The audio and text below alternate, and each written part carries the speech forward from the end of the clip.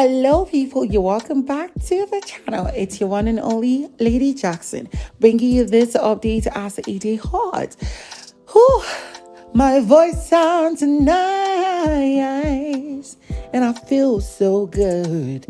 Anyways, so today is Thursday, another Thursday, and it is in the 7th week of the bbnaija All-Star Season 8 2023 edition. And I mean, today started with a strong Gbas Gbos that almost lasted 30 minutes. And I must say, this and more is what you're going to get in this video. So of course, if you're new or a returning viewer, please don't forget to subscribe, click on the bell button beside for notification on every post I make. Don't forget to share your comments down below and also share this video so that more people can get to see.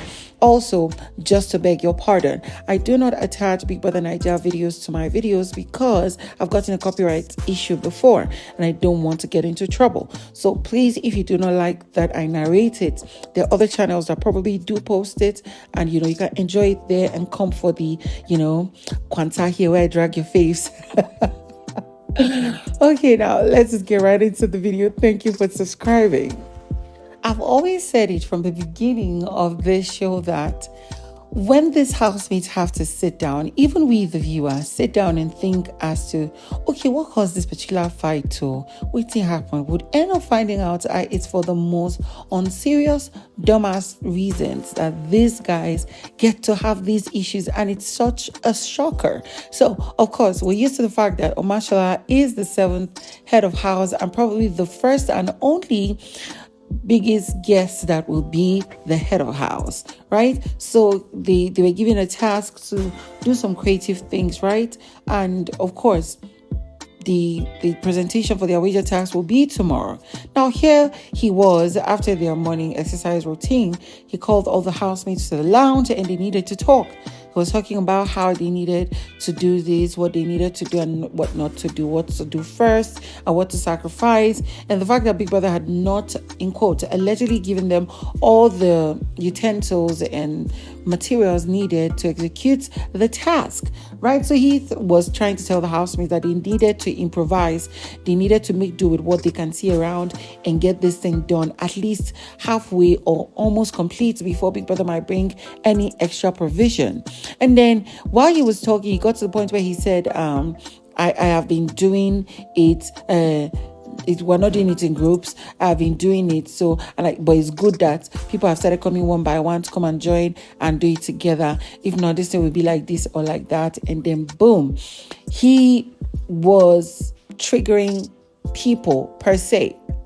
And those people is Venita. He was triggering Venita, whom knows that they have groups, and she was saying that no, this thing you're saying is you're triggering something. I think that's the kind of word she used, that he was triggering people with what he said. It was making it look as though people were not doing anything or joining in the task. And then even those who had actually joined him in doing what he was doing before she might have done were not saying anything. They kept going back and forth with Omashola. He was telling her that you don't even understand me. I am saying that it's good everybody's now working together, not per groups, because this is a unified task. It is for everybody. So why are you fighting me? Why are you arguing? Why are you just talking? She said, oh, I'm just saying that it's triggering and stuff like that. Didn't I come and ask you for help before? And he said, no, you did not ask me for help. And that was where all hell broke loose, because she started shouting and saying, you are such a liar. WhiteMoney was there. I came and met you and asked you for help. You agreed that you're even going to come and do it. And then you left, but you never came back. And now you're making it look like other groups are not doing anything. Nobody's doing anything. He was trying to tell her to calm down and keep quiet. Let other people talk. Because this thing she's doing or saying is like, they were just dragging, and it was very unnecessary. And I'm like, Venita, must you have issues with almost every head of house? See, to an extent, let me just be honest, right? While they were having their back and forth, and Omashola was talking about how she would just be speaking English, and she was talking about how lousy and foul-tongued he was. I'm like, is this fight actually originating from how the both of you perceive each other? Maybe he perceives her to be very educated or high-minded, or she carries herself in a certain height, and she now feels that he's being all domineering or controlling, or leading with a strong fist and stuff. these people, they have headache, and their headache is not going to be my problem, because at some point that morning gathering to talk had to just scatter, because if they had let them continue, they'll just be insulting and dragging. Kim and one other person took her to the dressing room where she kept explaining. He kept talking about how she was speaking too much English. She'd just be talking nonsense every time she get mouth. Anyways, Adekunle quickly dragged him and they went to continue what they were doing. I'm just glad that Adekunle didn't come in the way he usually comes in, where he would side one person, mostly Venita, and then go against the other person. If not, it would have blown out of proportion.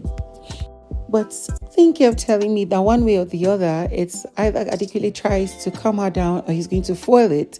But I think he's going to be in the calming down aspect. Now, because she was still shouting and talking, he was not there. And then Pere and Neo had to speak with, what's his name? Omashola, telling him how he needs to understand this lady and calm down. And we know that he's in his rights, because let's be honest, he didn't attack her. Now, only a few number of persons or some kind of people who really are easily offended that would take what he said offensive. I did not take it offensive. Anyways, Omashola went to the room, in the pink room where Adekunle had calmed Venita down. They were lying down, covering themselves, and rather being quiet or sleeping. And then Omashola came to apologize, or rather settle with her on what really it was, that she needs to understand him. He was not trying to attack her. This time, he's not attacking her. There might be times he might have been tacky, but this one, he wasn't. She just didn't understand him. He wanted to eliminate the multiple meetings and groupings, because it seems like some groups had more female, and this task has a lot of manpower to it.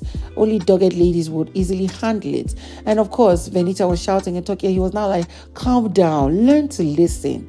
Learn to listen. And she was like, is it me you're telling learn to listen? In my mind, I'm like, auntie, they do you safe.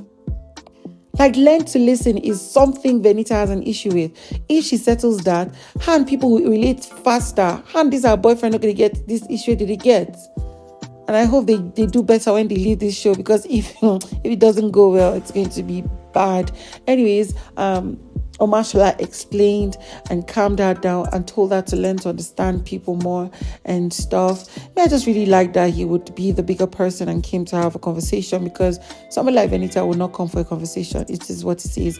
Anyways, guys, that's all I have for you on this particular video. Of course, you know that your faves are up for eviction. WhiteMoney, Venita, Doyin and Ilebaye. Do well to vote. Today is the last day of voting, because if you do not, your fee will leave. I'll see you on the next one.